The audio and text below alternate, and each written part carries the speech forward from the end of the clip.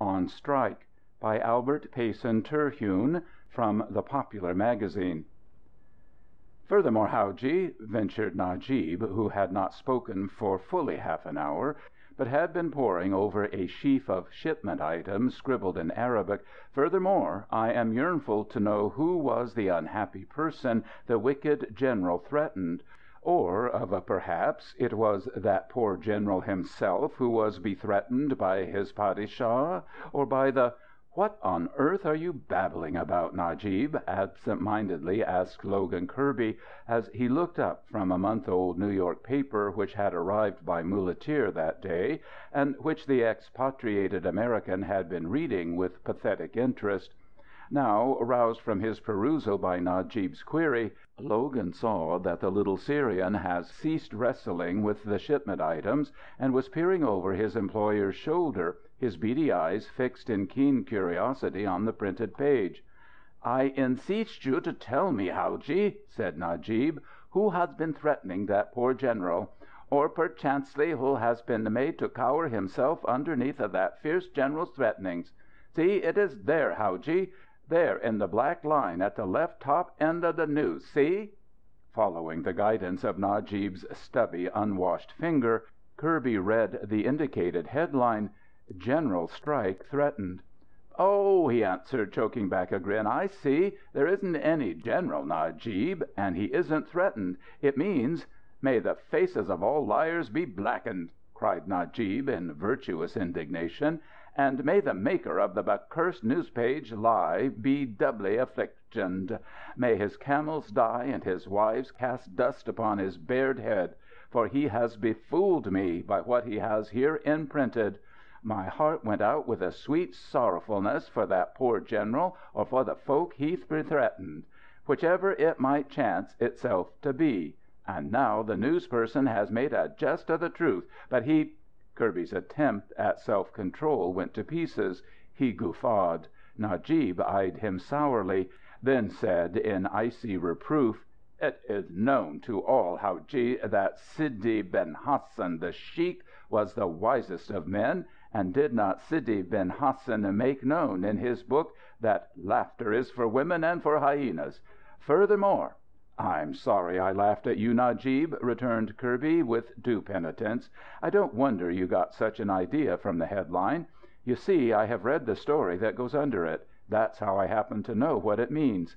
It means that several thousand workmen of several allied trades threaten to go on strike. That will tie up a lot of business, you see, along a lot of lines. It will mean a general tie-up of—" From Najib's blank face the American saw his more or less technical explanation was going wide. Still remorseful at having hurt his factotum's feeling, Kirby laid the paper aside and undertook to simplify the matter. "It's like this," said he. "We'll say a gang of men aren't satisfied with the pay or the hours they are getting. They ask for more money, or for shorter hours, or for both. If the demand is refused, they stop working. They won't go back to their jobs till they get the cash and the hours they want. That is known as going on strike. When a number of concerns are involved in it, it's sometimes called a general strike. This paper says a general strike is threatened. That means—" "I apperceive it, Hauji!" exclaimed Najib. "I am onward to it, now. I might have known the printed page cannot lie. But oh, my heart berends itself when I think of the sad fate of those poor folk who do the stroking. Of an assuredly Allah hath deprived them of wisdom." "Not necessarily," argued Kirby, wondering at his henchman's outburst of sympathy for union laborers so many thousands of miles away. "They may win, you know, or at least get a compromise. And their union will support them while they are out of work. Of course they may lose, and then—" "But when they make refusal to do their work," urged Najib, "will not the soldiers of the pasha cut them to ribbons with a courbash and drive them back to their toil? Or if the pasha of that pashalik is a brutesome man, will not he cast those poor fellaheen into the prison and beseize their goods?" "And I answer, Hauji, he will. Wherefore my eyes are tearing for the men who have so unlucklessly—" "Hold on!" exhorted Kirby. albeit despairing of opening the mind of a man whose forebears for thousands of years had lived in a land where the corvée, forced labor, was a hallowed institution. And when the money of employers could always enlist the aid of government soldiery to keep the fellaheen at their tasks. Hold on! That sort of thing is dead and done with. Even in the East. Chinese Gordon stamped out the last of it in Egypt years ago. If a man doesn't want to work, he can't be forced to. All his boss can do is to fire him and try to get someone in his place. When a whole factory of men strike, especially if there are any big contract orders to fill in a rush, the employers sometimes find it cheaper to give them what they want than to call in untrained strike breakers. On the other hand, sometimes the boss can bring them in to terms. It all depends. Yielding to the human joy of imparting instruction to so interested a listener, Kirby launched forth into an elaboration of his theme, trying to expound something of the capital and labor situation to his follower, and secretly wondering at the keen zest wherewith his words were listened to. Seldom was Kirby so successful in making Najib follow so long an oration, and he was pleased with his own new-found powers of explaining Occidental customs to an Oriental mind. Now Logan Kirby knew the tangled Syrian character and its myriad queer slants as well as it can be given to a white man to know it. Kirby's father had been a missionary at Nablus. He himself had been born there and had spent his boyhood at the mission. That is why, after he had completed his engineering course at Columbia School of Mines and had served an apprenticeship in Colorado and Arizona, the Cabell Smelting Company of New York had sent him out to the land of Moab as manager of its new acquired Little Antimony mine. The mine, a mere prospect shaft, was worked by about 30 fellaheen, native laborers, supervised by a native guard of 12 Turkish soldiers. Small as was the plant, it was a rich property, and it was piling up dividends for the Cabells. Antimony in the East is used in a score of ways, from its employment in the form of coal, for the darkening of women's eyes, to the chemical by-products, always in demand by Syrian apothecaries. This was the only antimony mine between Aden and Germany. Its shipments were in constant demand. Its revenues were a big item on the credit side of the Cabell ledger. Kirby's personal factotum, as well as superintendent of the mine, was the squat little Syrian, Najib, who had once spent 2 blissfully useless years with an all-nations show at Coney Island, and who there had picked up a language which he proudly believed to be English, and which he spoke exclusively when talking with the manager. Kirby's rare knowledge of the East had enabled the mine to escape ruin a score of times where a manager less conversant with Oriental ways must have blundered into some fatal error in the handling of his men or in dealing with the local authorities. Remember, please, that in the East it is the seemingly insignificant things which bring disaster to the Feringhi, or foreigner. For example, many an American or European has met unavenged death because he did not realize that he was heaping vile affront upon his Bedouin host by eating with his left hand.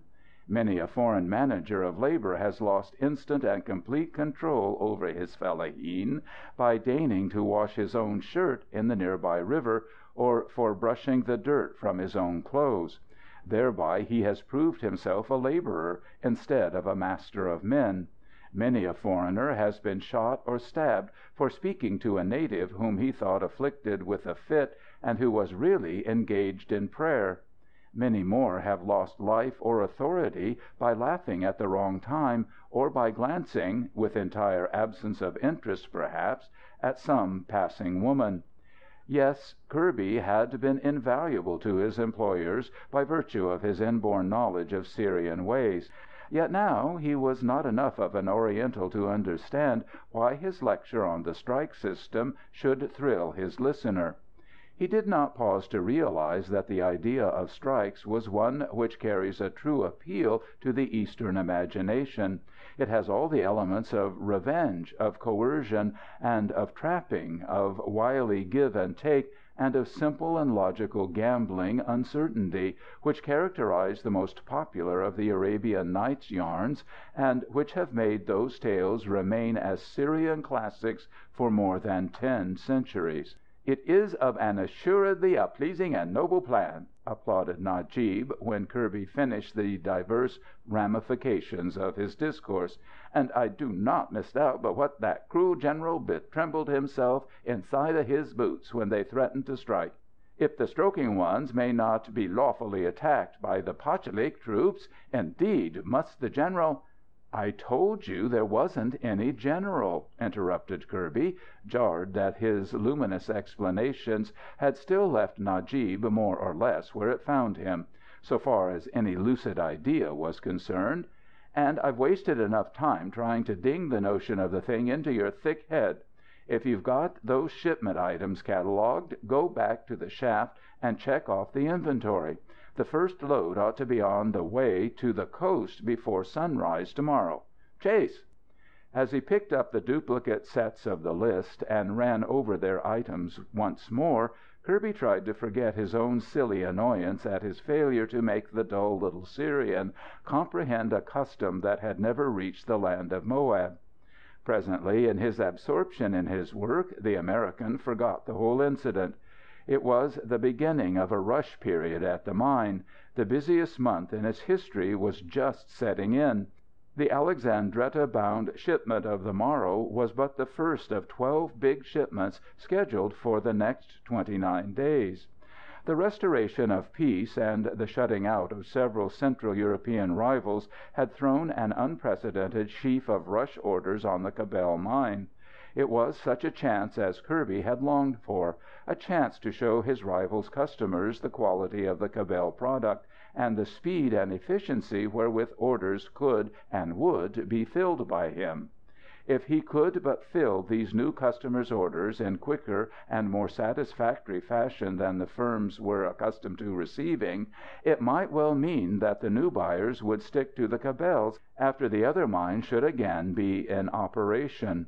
It was a big chance, as Kirby had explained at some length to Najib during the past few weeks.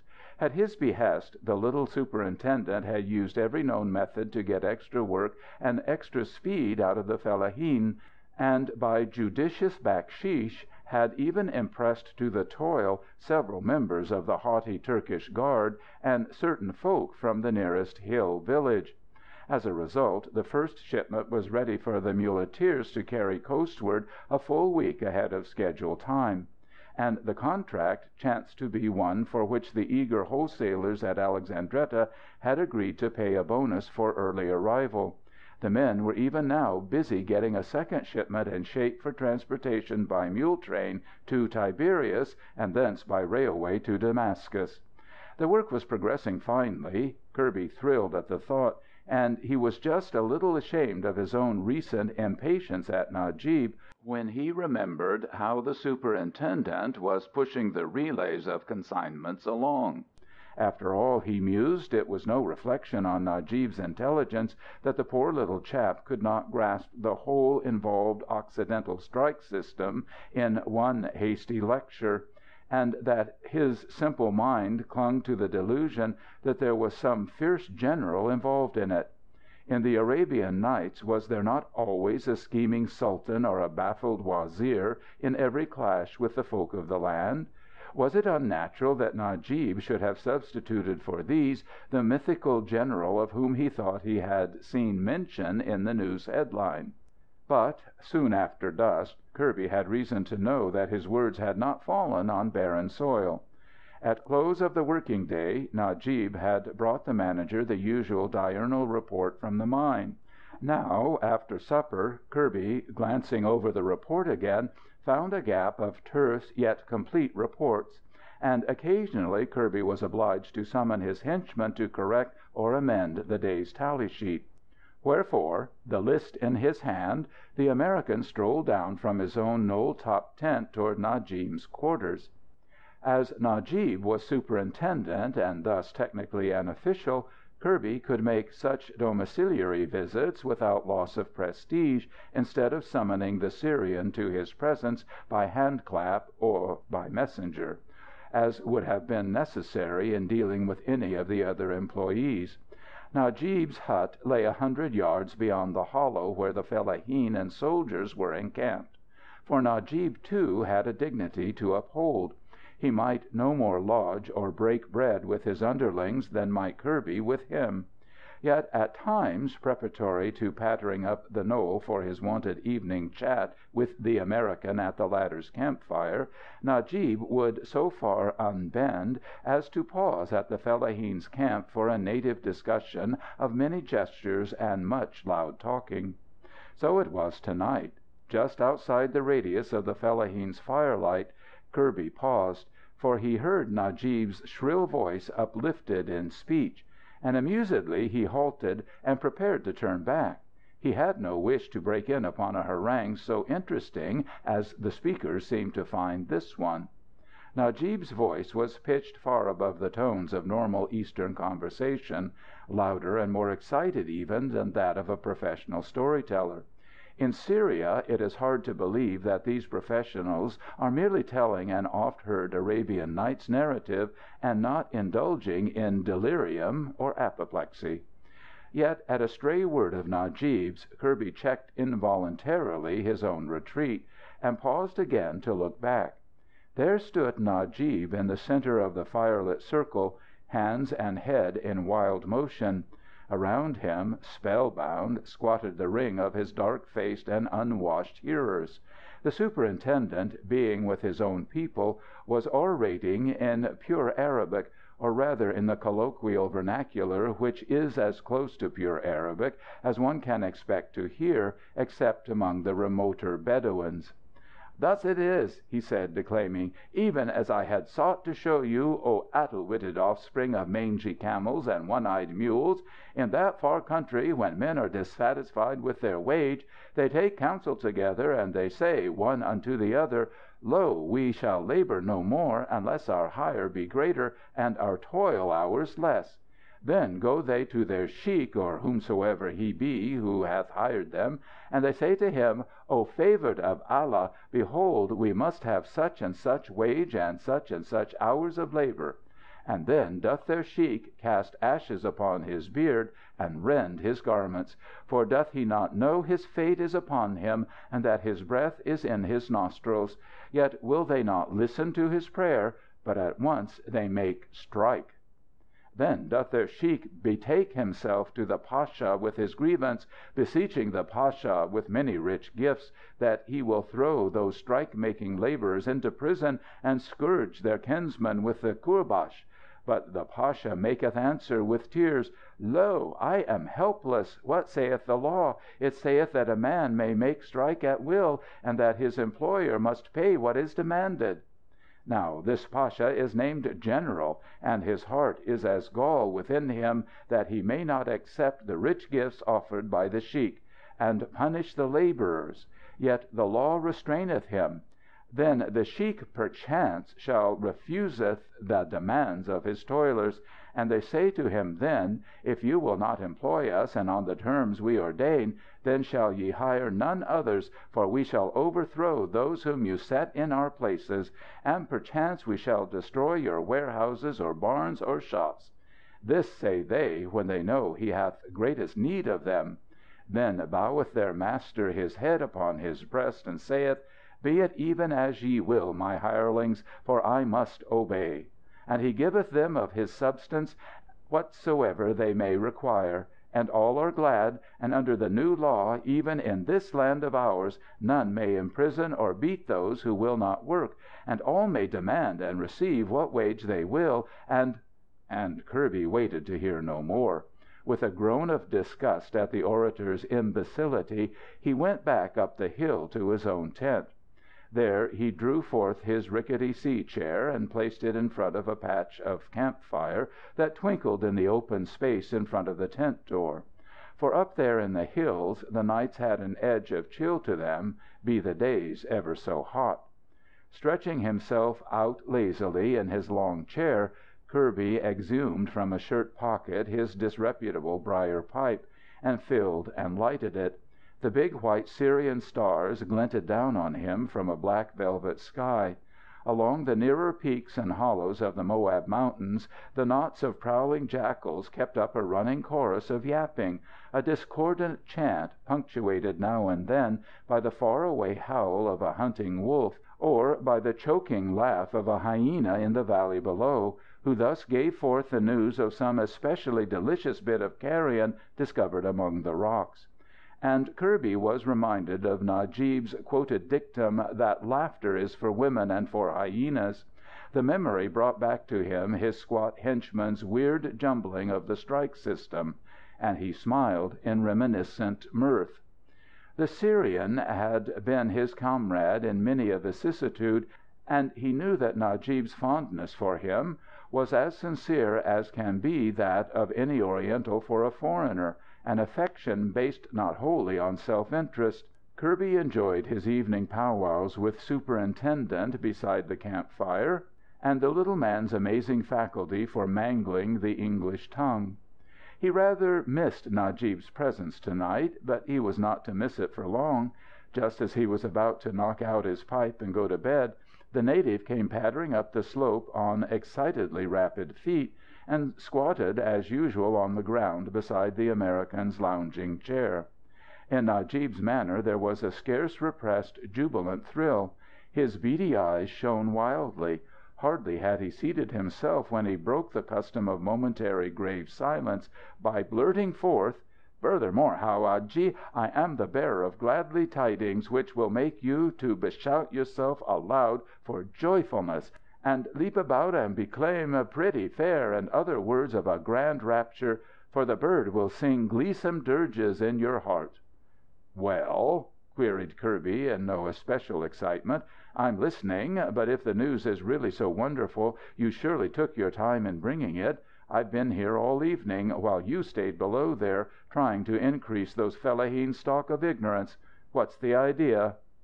"Oh, I prithee you do not let my awayness beget your goat, howadji," pleaded Najib, ever sensitive to any hint of reproof from his master. "It was that which made the grand tidings. If I had not have been where I have been this evening, and doing what I have done, there would not be any tidings at all. I made the tidings myself, both of them, and I made them for you. Is it that I may now tell them to you, howadji?"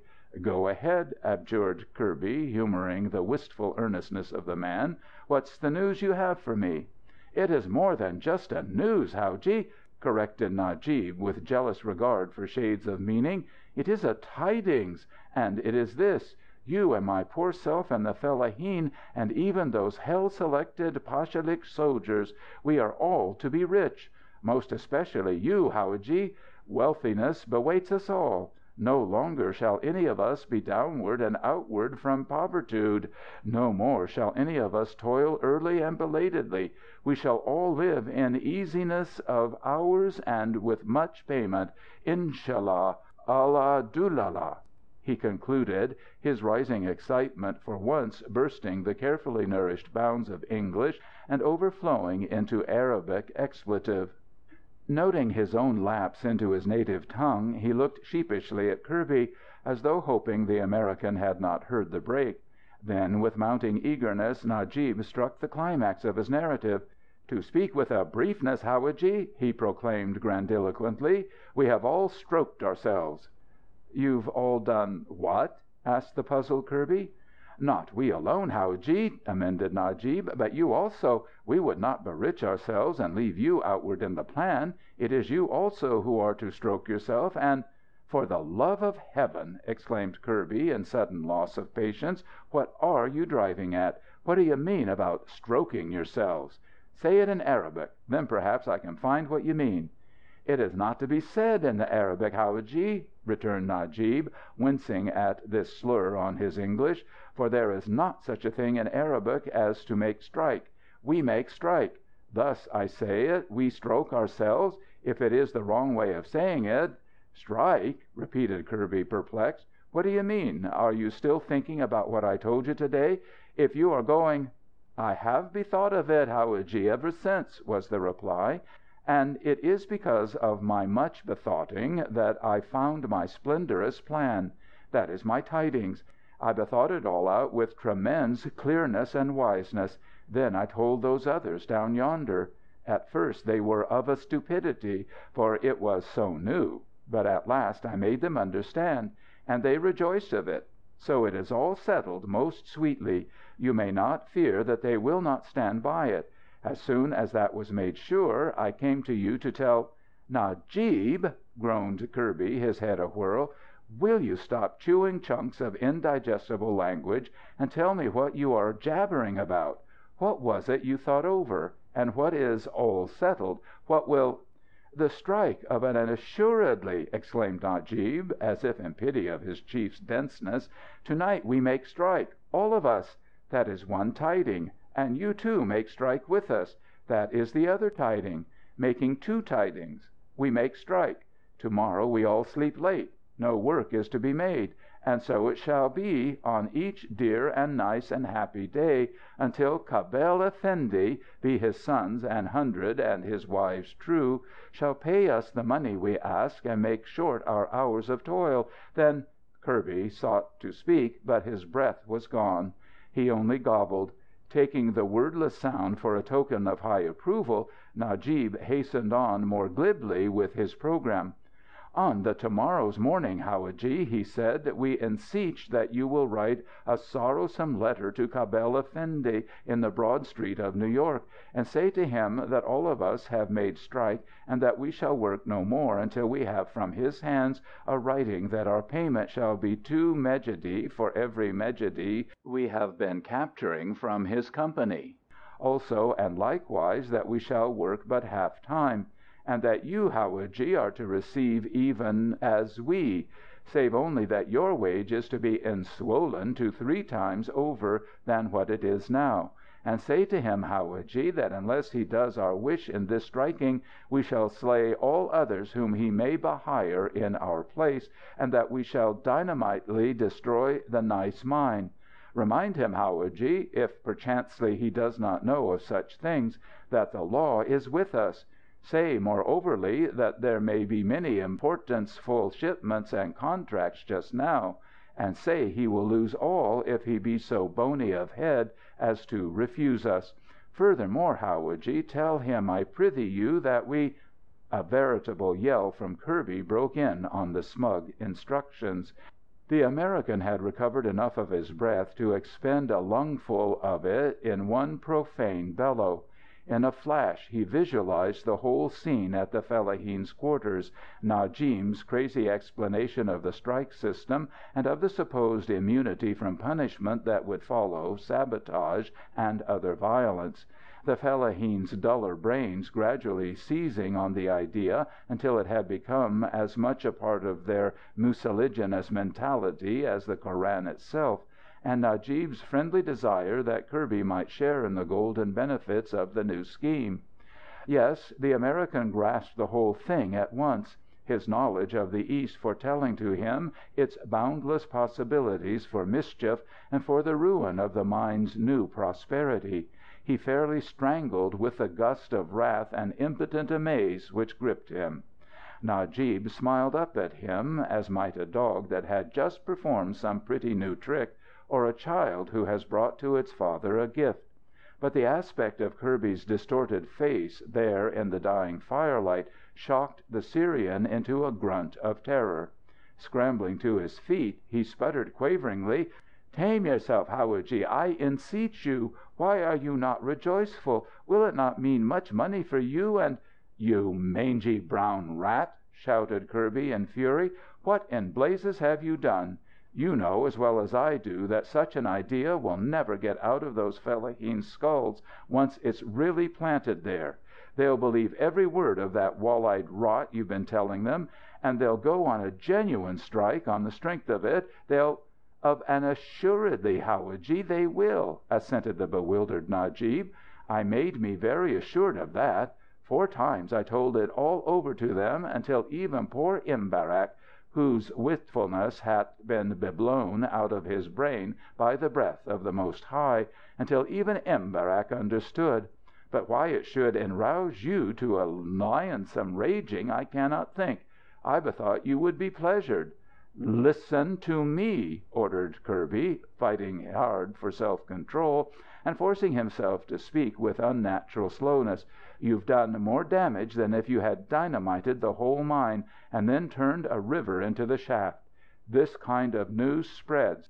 In a week there won't be a worker east of the Jordan who won't be a strike fan. And these people here will work the idea a step farther. I know them. They'll decide that if one strike is good, 2 strikes are better. And they will strike every week, loafing between times." This prospect brought a grin of pure bliss to Najib's swarthy face. He looked in new admiration upon his far-sighted chief. Kirby went on: "Not that that will concern us, for this present strike will settle the Cabell mine. It means ruin to our business here, and the loss of all your jobs, as well as my own. Why, you idiot, can't you see what you've done? If you don't take that asinine grin off your ugly face, I'll knock it off," he burst out, his hard-held patience momentarily fraying. Then, taking new hold on his self-control, Kirby began again to talk. As if addressing a defective child, which, as a matter of fact, he was doing, he expounded the hideous situation. He explained the disloyalty to the Cabells of such a move as Najib had planned. He pointed out the pride he and Najib had taken in the new business they had secured for the Home Office, and the fact that this new business had brought an increase of pay to them both, as well as to the fellaheen. He showed how great a triumph for the mine was this vast increase of business, and the stark necessity of impressing the new customers by the promptitude and uniform excellence of all shipments. He pointed out the utter collapse to this and to all the rest of the mine's connections which a strike would entail. Najib listened unmoved. Hopeless of hammering American ethics into the brain of an Oriental, Kirby set off at a new angle.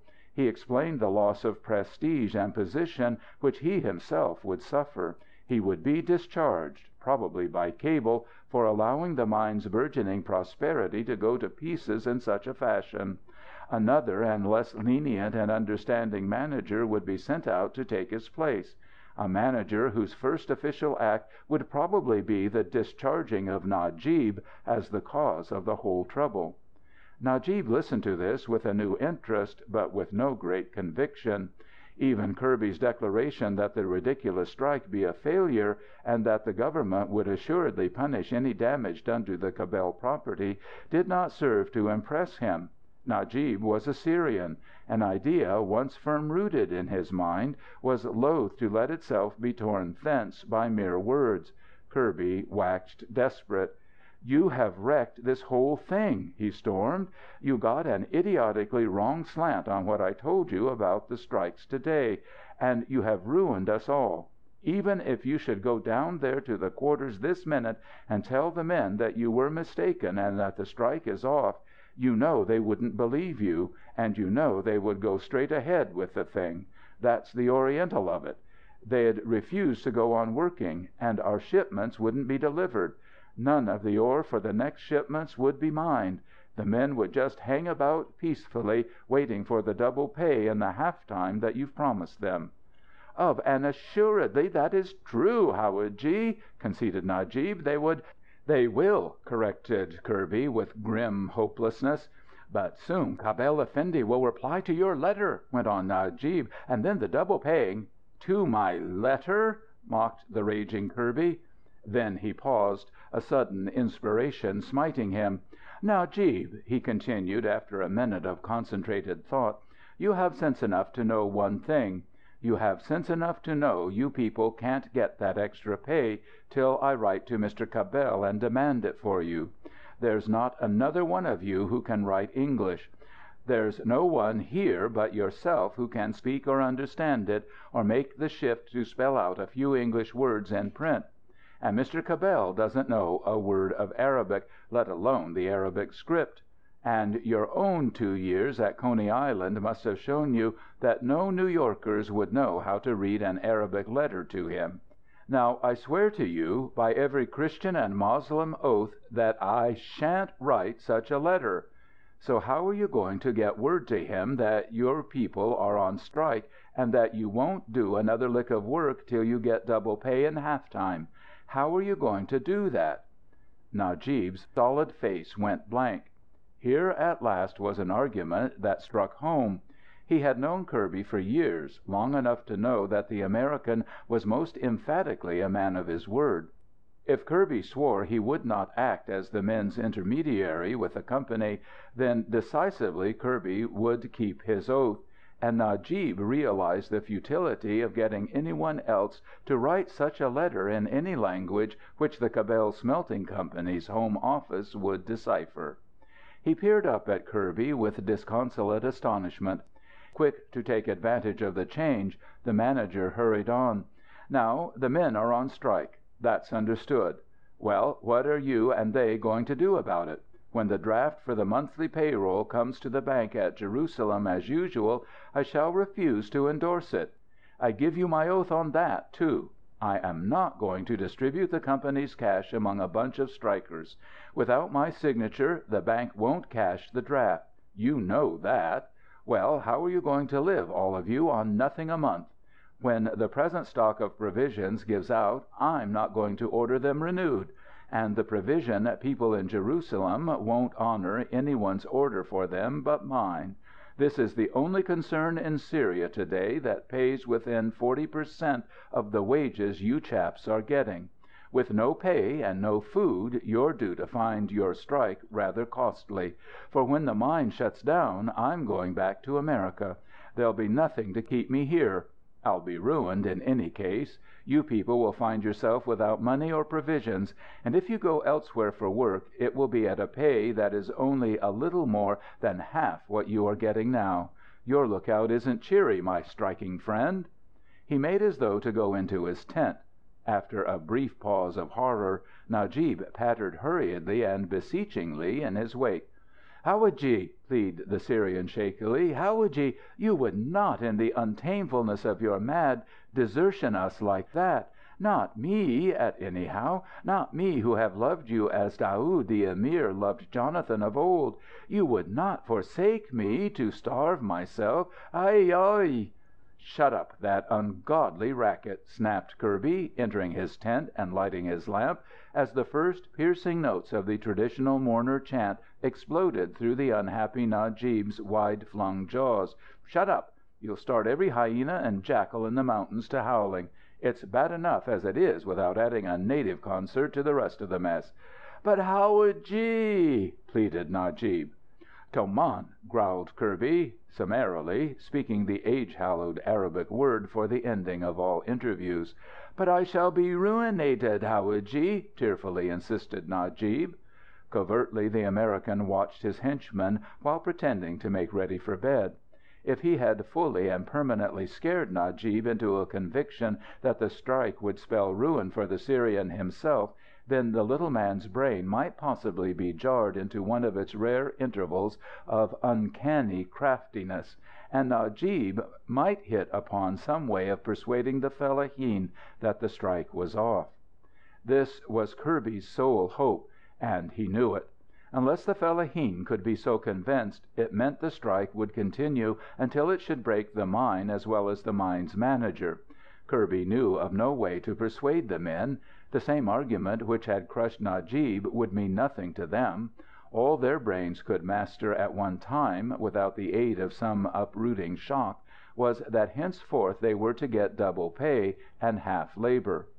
A calm fatalism of hopelessness, bred perhaps of his long residence in the homeland of fatalism, began to creep over Kirby. In 1 hour his golden ambitions for the mine and for himself had been smashed. At best he saw no hope of getting the obsessed mine crew to work soon enough to save his present contracts. He would be lucky if, on non-receipt of their demanded increase, they did not follow Najib's muddled preachments to the point of sabotage. The more he thought of it, the less possible did it seem to Kirby that Najib could undo the damage he had so blithely done. Ordering the blubbering little fellow out of the tent, and refusing to speak or listen further, Kirby went to bed. Oddly enough, he slept. There was nothing to worry about. When a man's job or fortune are imperilled, sleep vanishes. But after the catastrophe, what sense is there in lying awake? Depression and nervous fatigue threw Kirby into a troubled slumber. Only once in the night was he roused.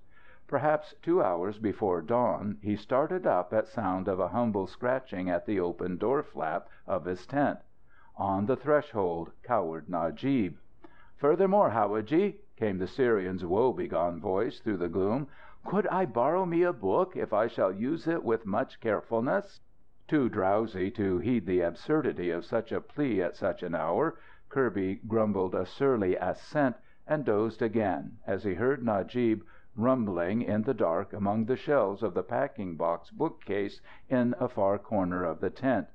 Here were stored nearly 100 old volumes which had been a part of the missionary library belonging to Kirby's father at Nablus. A few years earlier, at the moving of the mission, the dead missionary's scanty library had been shipped across country to his son.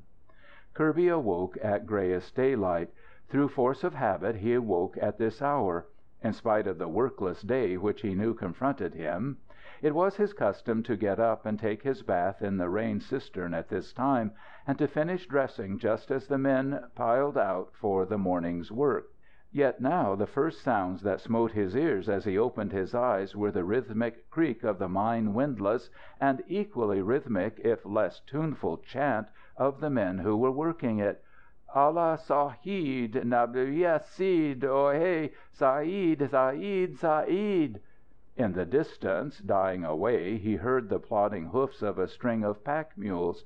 From the direction of the mine came the hoodlum racket which betokens in Syria the efforts of a number of honest laborers to perform their daily tasks in an efficient and orderly way. Kirby, in sleepy amaze, looked at his watch in the dim dawn light. He saw it was still a full half hour before the men were due to begin work. And by the sounds, he judged that the day's labor was evidently well under way. Yes, and to day there was to have been no work done. Kirby jumped out of bed and strode dazedly to his tent door. At the mine below him his fellaheen were as busy as so many dirty and gaudy bees. Even the lordly, lazy Turkish soldiers were lending a hand at windlass and crane. Over the nick of the pass leading toward Jerusalem, the last animal of a mule train was vanishing. Najib, who had as usual escorted the departing shipment of ore to the opening in the pass, was trotting back toward camp. At sight of Kirby in the tent door, the little superintendent veered from his course toward the mine and increased his pace to a run as he bore down upon the American. Najib's swart face was aglow, but his eyes were those of a man who has neglected to sleep. His cheeks still bore flecks of the dust he had thrown on his head when Kirby had explained the wreck of his scheme and of his future. There, in all likelihood, the dust smears would remain until the next rain should wash them off. But beyond these tokens of recent mental strife, Najib's visage shone like a full moon that is streaked by dun dust clouds. "Furthermore, howadji," he hailed his chief as soon as he was within earshot, "the shipment for Alexandretta is on its wayward, over than an hour earlier than it was due to bestart itself. And those poor hell-selected fellaheen are betoiling themselves grand. Have I done well, O howadji?" "Najib!" stammered Kirby, still dazed. "And here is that most sweet book of great worthiness and wit which I borrowed me of you in the night, howadji," pursued Najib, taking from the soiled folds of his abi a large old volume, bound in stout leather, after the manner of religious or scientific books of a half-century ago. On the brown back a scratched gold lettering proclaimed the gruesome title, "Martyrs of Ancient and Modern Error." Well did Kirby know the tome. Hundreds of times as a child had he sat on the stone floor of his father's cell-like mission study at Nablus and had pored in shuddering fascination over its highly colored illustrations. The book was a compilation, chiefly in the form of multichrome pictures with accompanying borders of text, of all the grisly scenes of martyrdom which the publishers had been able to scrape together from such classics as Fox's Book of Martyrs and the like. Twice this past year he had surprised Najib scanning the gruesome pages in frank delight.